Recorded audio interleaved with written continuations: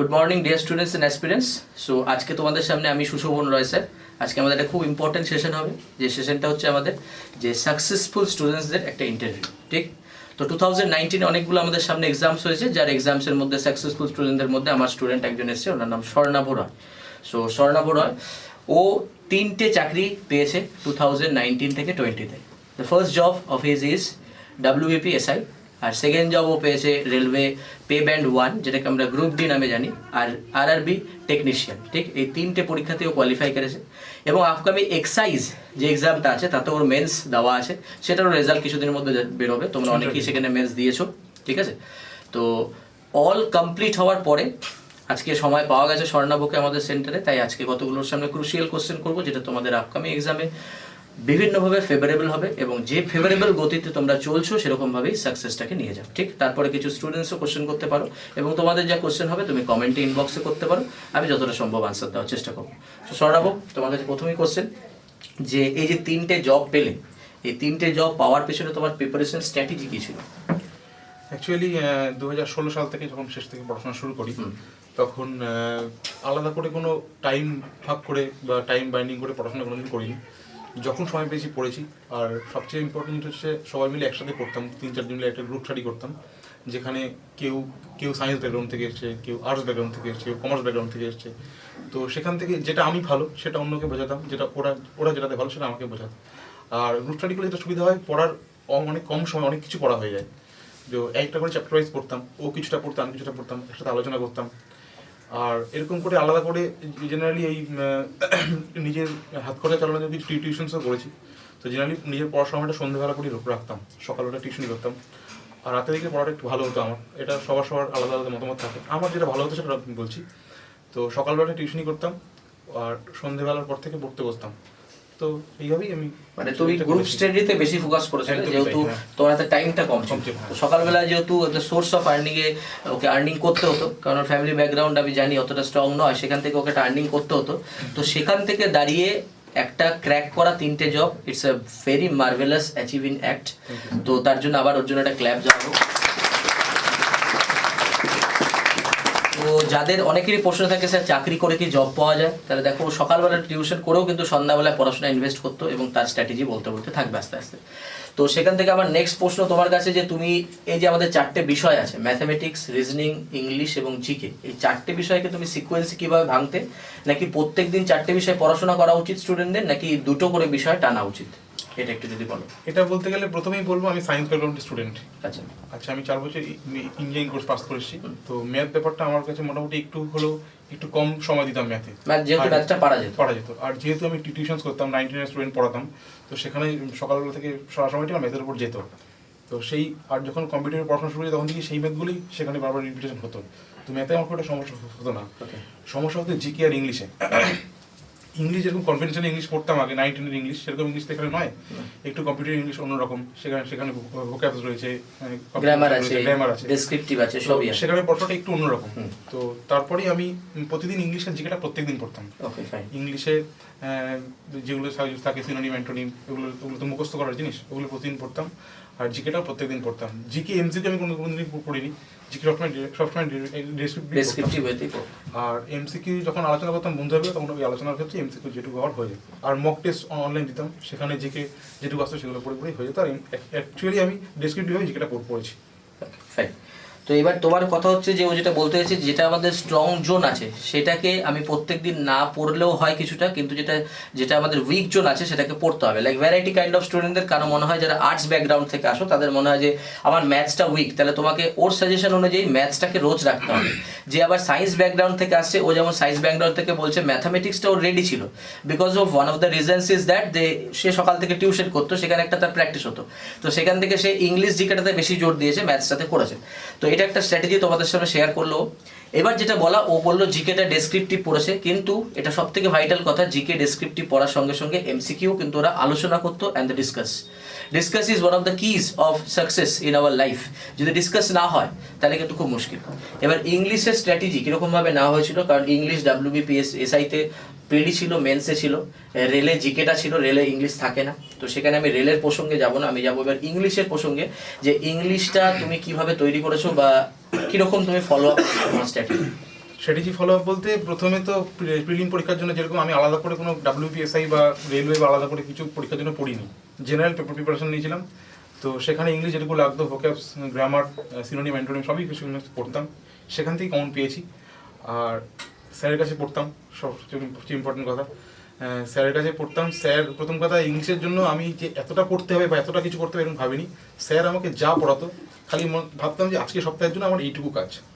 এমন একটা ফিল হয়েছিল যে আজকে সপ্তাহে এইটুকু কাজ করলে আমি চাকরি পেয়ে যাবো। এটুকু পড়তাম, স্যারের কাছে আসতাম, পড়াইতাম, কোনোদিন হয়েছে কোনোদিন হয়নি। আবার নেক্সট সপ্তাহে যখন স্যার যখন টার্গেট ঠিক করে দিত ওটাকেই পড়তাম। আলাদা করে আমি কিছু এক্সট্রা করে কোনোদিন কিছু পড়িনি, স্যার আমাকে যা নোটস দিত সেই অনুযায়ী পড়তাম। আর কিছু আমি অনলাইন ক্লাস ফলো করেছি, যেমন আনএকাডেমির অনলাইন ক্লাসটা সত্যি খুব এফেক্টিভ। সব সময় সব কিছু তো সব সময় সব জায়গায় পাওয়া যায় না, তো এই ক্লাস থেকে ওরা বিভিন্ন বিভিন্ন সাইডে বিভিন্ন সেই PDF টাইপেরও দিত, তো সেখান থেকে আমি মাঝে মাঝে প্রিন্ট করেও বাড়িতে পড়তাম। তো সেখান থেকে আমি আস্তে আস্তে সাকসেস পেয়েছি। আচ্ছা, ব্যাপারটা হচ্ছে তোমার ম্যাথসের স্ট্র্যাটেজি সম্বন্ধে যদি কিছু বলো, কারণ তুমি বললে তুমি নিজেই ম্যাথসের স্টুডেন্ট এবং সেখান থেকে তোমার একটা ম্যাথস আগের থেকে তৈরি ছিল, কিন্তু যেসব স্টুডেন্টরা আর্টসের স্টুডেন্ট যাদের ম্যাথসটা নিয়ে একটা ভীতি কাজ করে, তো সেই সম্বন্ধে যদি ম্যাথসের একটু সাজেশন দেওয়া হয় বা কি বই ফলো করতে পারে সেরকম যদি একটু বলা যায়। ম্যাথস আমি শুরু থেকে একটু পারতাম বলে ম্যাথসে আমার একটা বাজে রকম একটা কনফিডেন্স হয়ে গেছিলো যে আমি ম্যাথস কোথাও পড়বো না, আর কোনো প্র্যাকটিসও করবো না। তো এই করতে করতে করতে আমি দেখতাম যে যখন পরীক্ষা দিচ্ছি তখন জেনারেলি 1 ঘন্টার পরীক্ষায় ম্যাথস, রিজনিং, জিকে, ইংলিশ সবকটাই আসতো, সব অঙ্কই পারতাম, কিন্তু দেখা গেলো ম্যাথসে আমার 20টা অঙ্ক করতে 30-40 মিনিট লেগে যেত, যেখানে জিকে, ইংলিশ আর ফোকাস টাইম থাকতো না। তো সেক্ষেত্রে তখন আমি বুঝতে পারলাম যে ম্যাথসে আমার টাইমটা কমাতে হবে। যেরকম কনভেনশনালি ম্যাথ আগে করতাম 9-10-এ, ওই যে একদম পুরো লিখে লিখে সেরকমভাবেই করতাম, তো সেখানে যদি হয়তো উত্তরটা মিলতো, কিন্তু সেহেতু অত সময় দেওয়া যাবে না, টাইম স্পেন্ড হয়ে যেত। সেহেতু আমি তখন একজন টিচারের কাছে ভর্তি হয়েছিলাম, তো তিনি আমাকে কিছু শর্টকাট পদ্ধতি শিখিয়েছিল। এবার শর্টকাট পদ্ধতি মানে এই জিনিসটা নয় যে আমি বড়টা না জেনে ছোটটা জেনেই কাজ করে আসবো, এভাবে হয় না। তোমাকে অঙ্কের ভিতরে লজিকটা বুঝতে হবে, সেই শর্টকাট তোমাকে নিজেকে তৈরি করতে হবে। সবসময় শর্টকাট বলে কিছু অ্যাকচুয়ালি কিছু হয় না, যেটা শর্টকাট সেটাই ওই লং অঙ্কটা করার সময় একটা ছোট লাইন। এবার ওই শর্টকাটটা করার সময় তোমাকে লংটা বুঝতে হবে। আর সবচেয়ে ইম্পর্টেন্ট জিনিস হচ্ছে যেটা আমি বুঝতে পেরেছি, যেটা আমাদের গ্রুপের মধ্যে একজন ছেলে ছিল যে আর্টস ব্যাকগ্রাউন্ডের ছেলে, যার অঙ্কটা অতটা স্ট্রং নয়, তাকে আমরা সবাই মিলে সাজেস্ট করেছিলাম যে 9-10-এর বইটা, যারা প্রথমেই শুরু করছো প্রিপারেশন, তাদের ক্ষেত্রে বলছি 9-10-এর যে বইটা ওটা খুব ভালো করে শেষ করো, কমপ্লিট করো। আর যদি বলে ওদের যদি প্রশ্ন হয় 9-10 বইয়ের সাথে, কারণ 9-10-এর বই অনেকে যেহেতু অনেকটা ভাস্ট সিলেবাস, কারণ হাতে সময় থাকে না, তো অ্যাকচুয়ালি সময় তো দিতে হবে এই লাইনে, সময় না দিলে ফল পাওয়া যাবে না। তো সেখান থেকে প্রশ্ন হচ্ছে 9-10-এর বইয়ের সাথে সাথে ওরা কোন বইটা করলে এই WB পুলিশ রিলেটেড বা PSC ক্লার্কশিপ, যেটা আগামীকাল এক্সাম হয়ে গেল, WBCS আসছে, ঠিক এই রিলেটেড পরীক্ষাগুলো, স্টেট গভর্নমেন্ট রিলেটেড পরীক্ষার জন্য 9-10-এর বই ছাড়া কোন বইটা করলে তোমার মতে একটু, যেটা আমি করেছি সেটা হচ্ছে RS আগরওয়াল অবজেক্টিভ অ্যারিথমেটিক। এই বইটা থেকে আমি মোটামুটি এই বইটা আমি 4 থেকে 5 বার শেষ করেছি, শুরু থেকে শেষ পর্যন্ত 4 বার শেষ করেছি। এবং শেষ করার পরে আমি দেখেছি মোটামুটি 50-60 তো পরীক্ষা আমি দিয়েছি 2016 শেষ থেকে 19 পর্যন্ত, এমন কোনো অঙ্ক পাইনি যেটা ওই বইতে নেই। ঠিক, তবে তোমাদের যদি কেউ প্র্যাকটিস করে যায় তো অনেকটাই লাভবান। ঠিক, চলো। আচ্ছা, আমার নেক্সট প্রশ্ন হচ্ছে এখানে যে এই যে তুমি আমার স্টুডেন্ট, আমি তোমাকে 2017 থেকে দেখছি, তো সেখানে স্বর্ণাবকে আমি অনেকটা কাছ থেকে চিনি, তো তোমার মাঝে অনেক ডিপ্রেশন এসেছিল, যেখানে আমার মনে হচ্ছিল যে চাকরি হবে কি হবে না। ঠিক আছে, এই ডিপ্রেশনগুলো কাটিয়ে 3টে জব, এই স্ট্রাগলের রিয়েল মোটিভেশন কি, বা স্টুডেন্টদের রিয়েল মোটিভেশন কি হতে পারে? এটা বলতে গেলে প্রথমেই বলবো একটু শুরু থেকে আসি। 2015 সালে আমি ইঞ্জিনিয়ারিং পাস করেছি। তো একটা প্রাইভেট কলেজ থেকে ইঞ্জিনিয়ারিং পাস করতে প্রচুর টাকা লাগে, মোটামুটি 5 থেকে 6 লাখ টাকা আমার সেখানে খরচা হয়েছে। তো একটা 5 থেকে 6 লাখ টাকা খরচা করার পরে একটা ছেলের কাছ থেকে সবচেয়ে বড় এক্সপেরিয়েন্স থাকে একটা চাকরি। তো সেই চাকরি যখন পাওয়া যায় তখন সবাই জিজ্ঞেস করে তার সেটা কেমন, কত টাকা স্যালারি বা কী সুযোগ সুবিধা। স্যালারি খুবই কম। সো সেই চাকরিটা করার আমার খুব একটা ইচ্ছাও ছিল না, যেহেতু ফ্যামিলির প্রেশারও থাকে, এত টাকা খরচা করেছি, সবাই জিজ্ঞেস করছে এত টাকা দিয়ে ইঞ্জিনিয়ারিং করে কী করলি, তুই তো এমনি কলেজ থেকে যে কোনো BSc পাশে বা পড়তে পারতিস। তো সেই ক্ষেত্রে আমি 1 বছর এইটা চাকরি করার জন্য ওয়েস্ট করেছি, 2015 থেকে শেষ থেকে 16 শেষ পর্যন্ত। তো তারপরে আমি কম্পিটিটিভ প্রিপারেশন আসি ছেড়ে দিয়ে। তো সেক্ষেত্রে দাঁড়িয়ে যখন এই কম্পিটিটিভ পড়তে পড়তে আমি আস্তে আস্তে আমার এই যে ডিগ্রি কোর্সের ব্যাকগ্রাউন্ডটা ভুলে গেছি, আমি যেটা নিয়ে পড়াশোনা করেছি ইঞ্জিনিয়ারিংটা সেটা ভুলে গেছি। তো আমার কাছে আর কোনো অপশন ছিল না। ফার্স্ট অফ অল আমার দেওয়ালে পিঠ থেকে গেছিলো যে এই সরকারি চাকরিটা না পেয়ে আমার কাছে আর কোনো অপশান নেই। আমি অনেক প্রাইভেট কোম্পানিতে ইন্টারভিউ দিয়েছি, তারা চাকরি করতে করতে যখন আমি পাচ্ছি না চাকরি, আমার ফ্যামিলি প্রেশার আসছে, তখন আমি যে ইন্টারভিউ দিয়েছি সেখান থেকেও আমাকে একই কোশ্চেন জিজ্ঞেস করেছিল, তোমার গ্র্যাজুয়েশনের ব্যাকগ্রাউন্ডে তুমি কী জানো? আমি কিচ্ছু জানি না, ভুলে গেছি এইগুলো পড়তে পড়তে। তো সেক্ষেত্রে দাঁড়িয়ে আমার কোনো অপশান ছিল না। তারপরের কথা, আমার বাড়িতে বাবা কাকা সবাই গভর্নমেন্ট সার্ভিস এমপ্লয়ি, তাদেরকেও দেখেছি, লাইফস্টাইল দেখেছি তাদেরকে দেখে আমার তাদের লাইফস্টাইলটা পেতে ইচ্ছা করেছে, আর কিচ্ছু না। সেই মোটিভেশন নিয়ে পড়াশোনা করেছি। তো এখান থেকে দাঁড়িয়ে তোমার কাছে শেষ প্রশ্ন আজকের ইন্টারভিউ, যে স্টুডেন্টরা আগামী যে এক্সামগুলো আছে, লাইক WBCS 9 তারিখ আছে, CGL আছে, তো এক্ষেত্রে তুমি আমাকে শেয়ার করেছো যে তোমার আপকামিং ইচ্ছা CGL জব করা।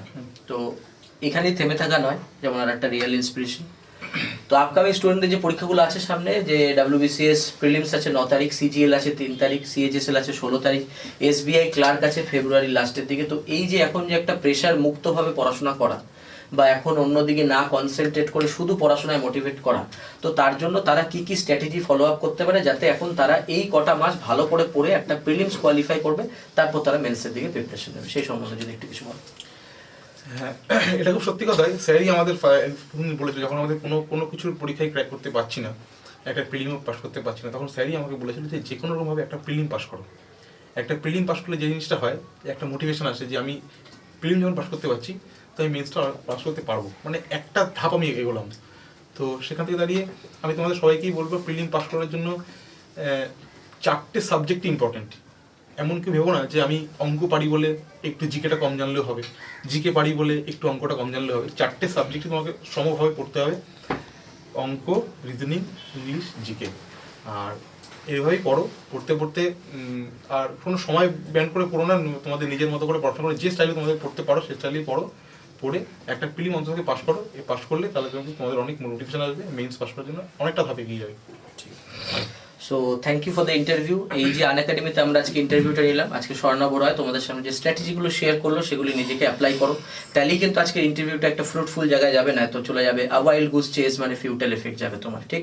তো সেখান থেকে আমি দাঁড়িয়ে একটাই কথা বলবো, অ্যাজ এডুকেটর অফ আনএকাডেমি থেকে, Unacademy is the India's best learning platform, যেখানে তুমি বাড়িতে বসে অনলাইনে ক্লাস করতে পারবে। এবং সব থেকে যেটা সুবিধা ব্যাপার, আমাদের এখানে অফলাইনে যারা ক্লাস অ্যাভেল করতে পারে না, তাদের জন্যই হচ্ছে আনএকাডেমির এত বড় একটা প্ল্যাটফর্ম, যেখানে ভালো ভালো কলকাতার এডুকেটার্সরা WBPSC-তে তোমাকে গাইড করে যাচ্ছে। তুমি যদি ফিজের কথা দেখো, ফিজ এখানে ন্যূনতম ফিজ, যেখানে 1 ইয়ারের সাবস্ক্রিপশনে 7,000 ইনভেস্ট করতে হয়। এবং সেখানে তুমি যদি একটা কোড ইউজ করো, সুশোভন স্যার লাইভ বা সুশোভন রয় স্যার 29 বা সুশোভন লাইভ, যেটা ইউজ করো, তাহলে তুমি 10% ডিসকাউন্ট অ্যাভেল করে তোমার কোর্স ফি দাঁড়াবে 6300। তার মানে তুমি যদি আরও এটাকে ক্যালকুলেট করো, 12 মাসে ভাগ করো, তাহলে তোমার পার ডে কোর্স ফি দাঁড়াবে 17 টাকা। এই 17 টাকা তুমি পার ডে যে ইনফরমেশন পাবে, যে নলেজ পাবে, সেটা অবশ্যই টাকার সাথে ইকুয়াল করা যাবে না।